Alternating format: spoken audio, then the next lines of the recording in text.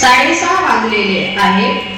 मी प्रतिभा मुसळे सृजन उपक्रमाच्या 268व्या आणि सृजन चंद्रपूरच्या सलग 203व्या कार्यक्रमात आपले हार्दिक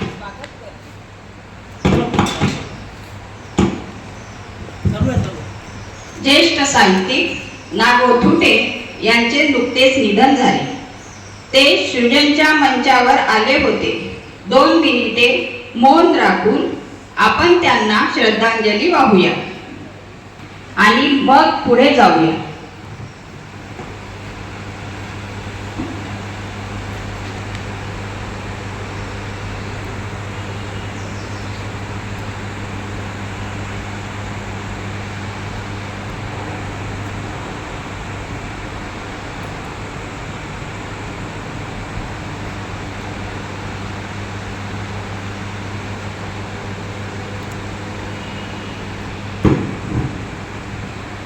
ओम शांति शांति शांति. धन्यवाद. जे न देखे रवी ते देखे कवी असे म्हटले गेलेले आहे. आम्ही कोण म्हणून काय पुससी, आम्ही असू लाडके आम्हाला वगळा गतप्रभा झणी होतील तारांगणे.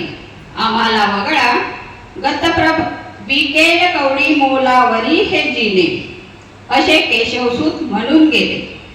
एक वार कविवार हा चंद्रपूरच्या साहित्य क्षेत्रातील एक महत्त्वाचा उपक्रम जो कवी नाटककार श्री श्रीपाद जोशी यांच्या संकल्पनेतून फुलला.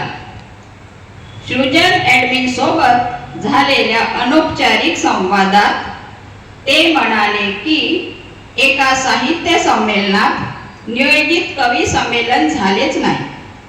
त्यामुळे सारे कवी हिरमुसले.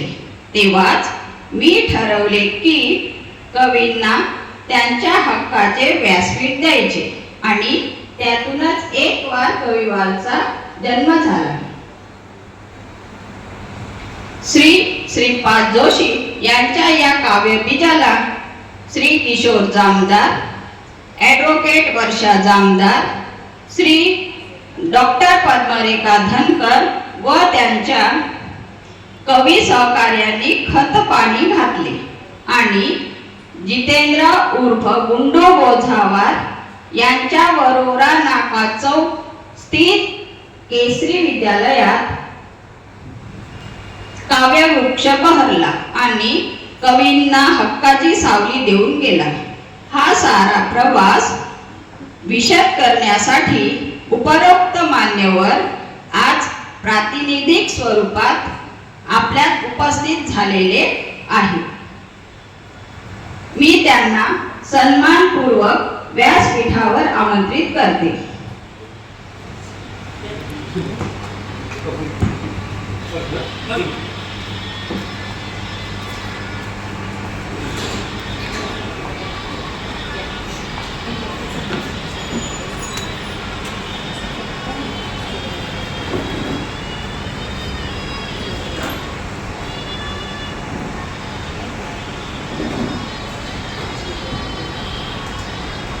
धन्यवाद.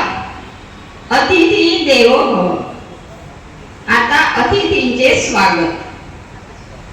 श्री किशोर जामदार यांच्या स्वागतासाठी मी डॉक्टर अनिल काटकर यांना पाचारण करते.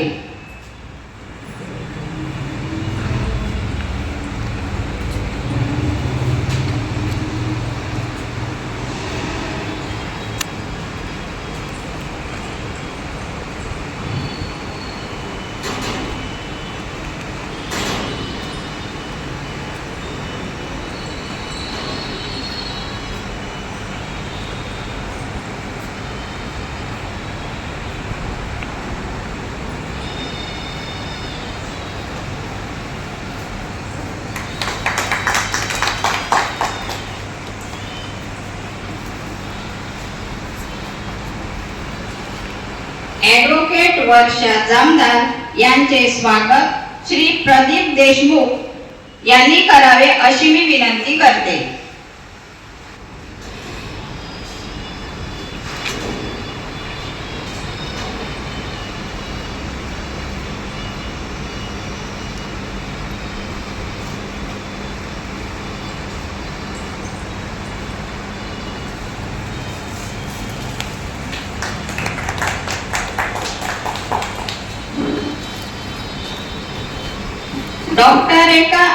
डॉक्टर पद्मरेखा धनकर यांचे स्वागत श्री आशिष धीर यांनी करावे अशी मी विनंती करते.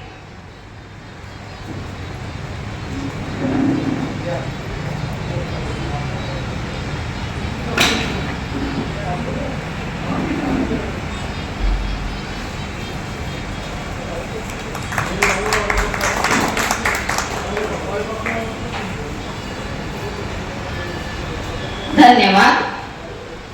29 मे 2011 रोजी डॉक्टर श्यामाप्रसाद मुखर्जी वाचनालयात जामदार पती पत्नी फ्युजनच्या 25व्या म्हणजे रौप्य महोत्सवी कार्यक्रमात अभिव्यक्त होण्यासाठी आले होते आणि आज तब्बल 178 कार्यक्रमानंतर या 203व्या द्विशतकीय सृजन कार्यक्रमात पुनश्च जोडीने सहभागी झालेले आहेत.